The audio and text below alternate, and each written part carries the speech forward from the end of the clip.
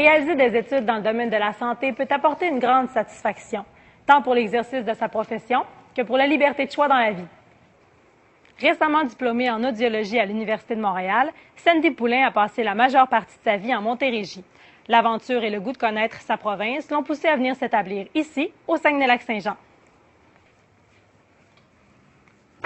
Elle a accepté de nous parler de cette science qui étudie les phénomènes se rapportant au système auditif et à l'audition.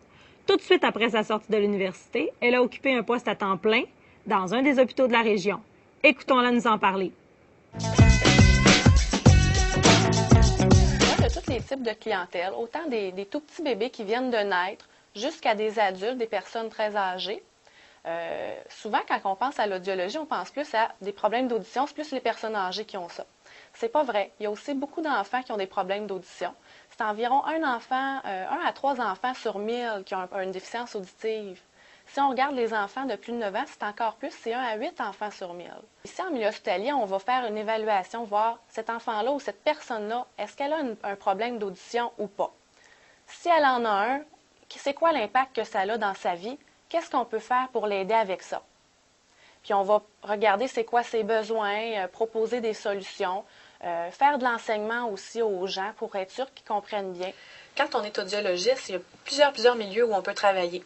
Je parlais tantôt qu'on peut travailler en milieu hospitalier, par exemple, ou en centre de réadaptation. C'est les deux principaux, même s'il y en a d'autres à part de ça. Puis notre rôle va être très, très différent.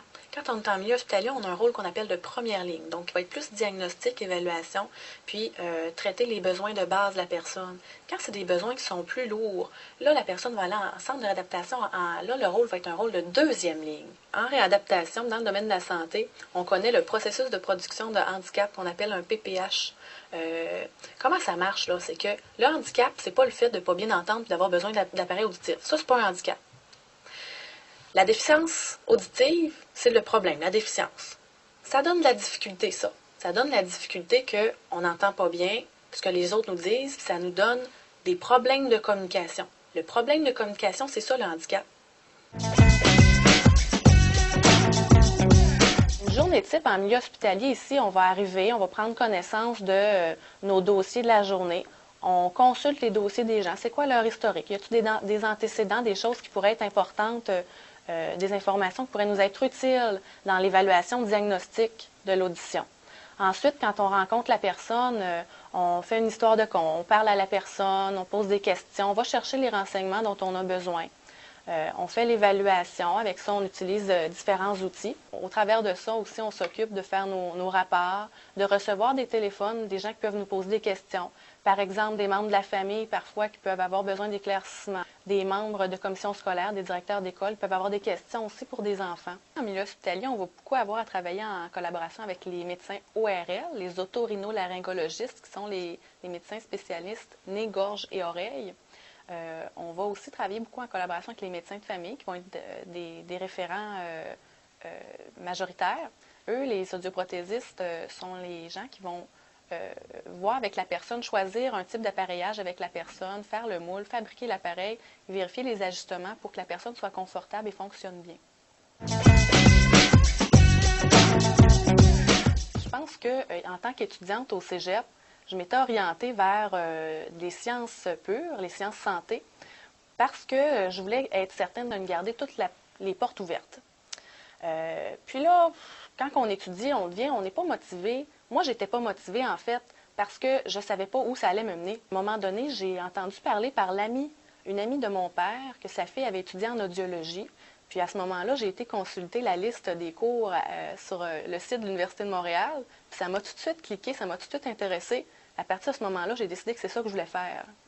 Il existe 1001 façons de découvrir sa carrière. Elle l'a fait grâce à un hasard familial conforté d'une recherche sur Internet. Allons maintenant voir qu'est-ce qu'il faut acquérir pour devenir audiologiste. Au cégep, il faut aller faire les sciences santé ou sciences pures. Donc, pour pouvoir entrer dans ça, bien sûr, ça prend les mathématiques fortes. Après avoir fait nos sciences santé ou sciences pures, on doit, ici au Québec, là, ça se donne seulement qu'à l'Université de Montréal. Puis la formation de l'Université de Montréal est faite qu'on doit entrer au baccalauréat en audiologie. Ensuite, on doit faire une maîtrise d'1 an, une maîtrise professionnelle en audiologie. La maîtrise est exigée pour pouvoir faire partie de l'ordre professionnel des orthophonistes et audiologistes du Québec. Moi, je dois avouer que les mathématiques, ça a toujours été ma bête noire. Depuis le début de mon secondaire, c'est quelque chose que je devais toujours fournir plus d'efforts que dans les autres matières pour arriver à réussir dans ça. C'est pas quelque chose qui me plaisait. Quand je suis rentrée à l'université, j'étais contente de l'avoir faite parce que j'avais des cours de physique ou bien sûr de physique du son. Ça s'appelait physique acoustique. Donc là, on voit les propriétés du son, de l'onde sonore et bien sûr, il y a des formules mathématiques dans ça. Et je ne serais pas arrivée à bien comprendre ça si je n'avais pas eu mes mathématiques fortes au secondaire et au cégep.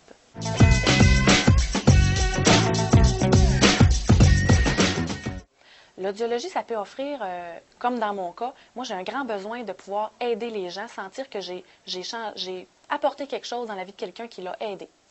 Pour les gens qui sont plus théoriques, plus techniques, qui veulent pouvoir participer à l'avancement de la recherche, il y a beaucoup de recherches à faire aussi en audiologie. Il y a beaucoup de chercheurs de grands noms qui sont ici au Québec. C'est quelque chose de super intéressant, de passionnant. On peut toujours apprendre des choses. Puis en plus, quand on gradue, il en manque. On n'a pas de misère à se trouver des emplois. Je me trouve très chanceuse d'avoir un poste tout de suite en commençant qui est temps plein, permanent. J'ai ma sécurité d'emploi tout de suite. Belle profession, n'est-ce pas? En plus, on n'a même pas à se chercher un emploi. Quand on dit que l'effort se conjugue avec réussite, la preuve est éloquente, non? Pour en savoir davantage, parlez-en avec le ou la conseillère d'orientation de votre école. À bientôt!